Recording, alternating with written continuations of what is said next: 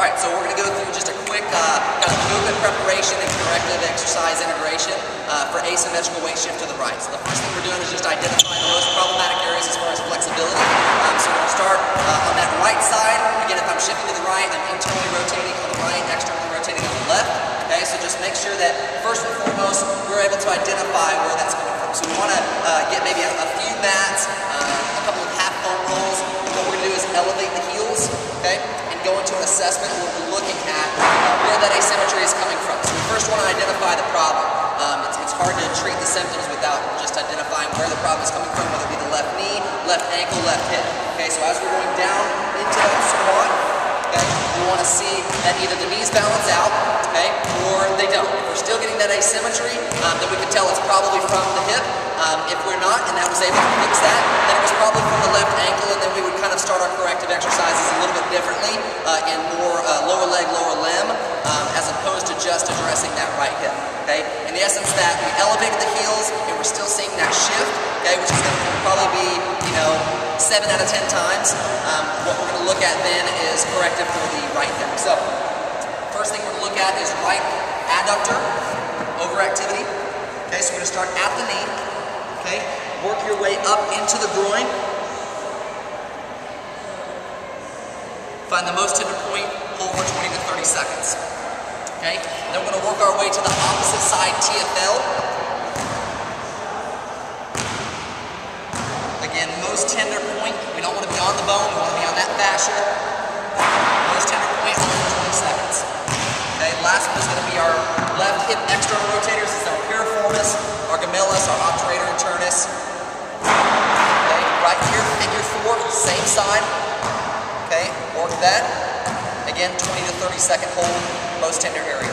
Okay. Next we'll go into our stretching. Okay, we can do an A and B stretching. Right side adductor. Okay, we can go into our kneeling hip flexor stretch. Okay, tuck the hips under, contract the glute, and then just rock to the side. Okay, placing that hip right here in the greater trochanter, we're going to push down and rotate away just slightly. Okay, again, getting that adductor magnus, brevis, longus, as well as some of the pectineus, gracilis, a lot of those internal rotators on the right side, we're going to be able to achieve that. We can do that either static or active in that stretching. Okay, next we're going to go through a TFL stretch. So TFL is a hip flexor and internal rotator.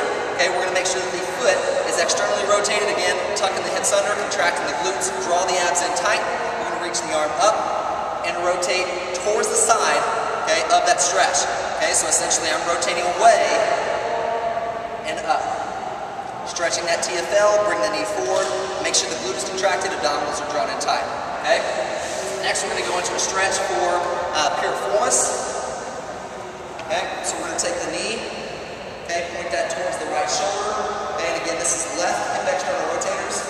Okay, hold that. We're going to hold that statically for 20 to 30 seconds, or we can move that actively, back and forth.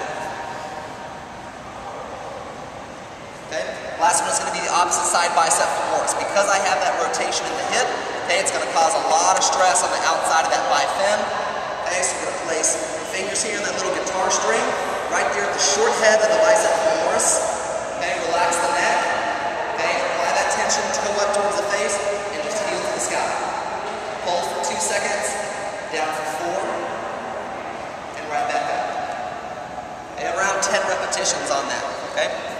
Next thing we're going to go ahead and go into is activation for the glute medius on the right side.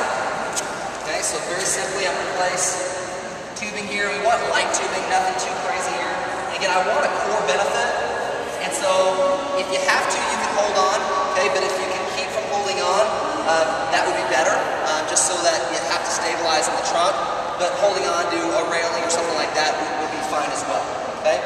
So what I'm going to be working on here is just core integration, okay, as I go into that side motion, that abduction. Okay, and then on the right side, again, we're going 10 to 15 repetitions, 4-2-2 tempo on that. Okay, on the left side here, we're going to work on the adductors. And typically, if you had tubing or something like that, it'd be better.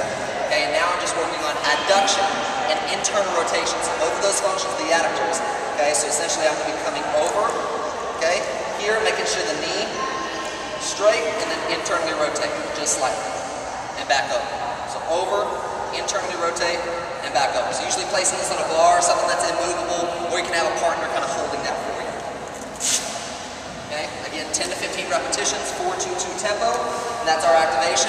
And our integration is going to be as follows. We're going to go through 5 basic movement patterns. So these are going to go from regression to progression. So I want to figure out, again, where are my issues coming from. Do I need to elevate the heels in order to achieve that range of motion, or is it more of a hip issue where we may not need to do that? All right. So first thing we're going to look at is a ball wall squat. And so essentially we're going to feed that behavior. If I shift to the right, I'm going to pull to the right. Okay. So we're going to have that pulling just maybe 25% intensity. Okay. Hands up overhead. Use the ball as a guide.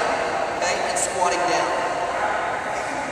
90 degrees, and back up. So I'm having to counterbalance that, okay? Second thing we can do, if we still see that extra rotation on the left side, okay, is do RNT on the left leg, okay, and have Matt come over that side. All right, so we're gonna go feet, knees, hips in alignment, okay? I'm gonna be adducting on this side, okay, so drawing in, belly button drawn to the spine, and back down. Okay, we're gonna make sure that the band is always above the patella. Okay, go ahead and pull that a little tighter. Okay, go ahead and pull on it. There you go. Okay, so here, right there, again, knees, level with the toes. Okay, because again, the natural compensation of this left side is going to be to pull away. So most people are going to want to push back to not facilitate that range of motion. We want knee in alignment with the toes. So we really want to force that range of motion on the ankle joint, okay, to again integrate this total body movement. Back up. Okay, so that would be our level 1, level 2 progression. Okay, level 3, again, we take away the pacifier of the spine, and so now we're going to integrate that within a squat. So it's always good to have kind of a measure and gauge for where that individual should be. Okay, so we're going to take this directly out, shoulder blades retracted. Okay, squatting down, all we're doing is pushing the hips out. Back up, thrust the hips forward, contract the glutes, back down. So as Matt's pulling me to the right, my body is having to contralaterally stabilize and pull my body back over, okay? Which is, again, is going to retrain the internal obliques, retrain that lateral subsystem, retrain all the muscles that have kind of been pulled away in that opposite direction, as well as a lot of the internal rotators in that global inner unit on the left side.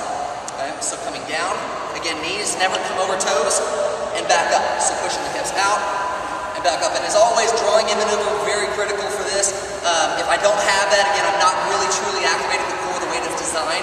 And again, 10 to 15 repetitions, about a 4-2-2 tempo with that. Okay? The last thing we're going to be focusing on here is a little bit more unstable variation of this.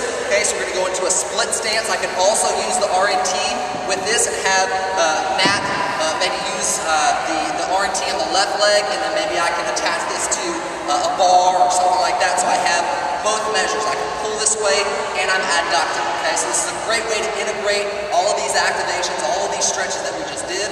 Okay, coming down and back up. And back up. Okay, we're trying to keep stationary with this because as we start to move, again, that's going to throw the body off. And so for now, we're going to try to keep stationary with this. And that's your corrective movement series for asymmetrical weight shift to the right. Thanks.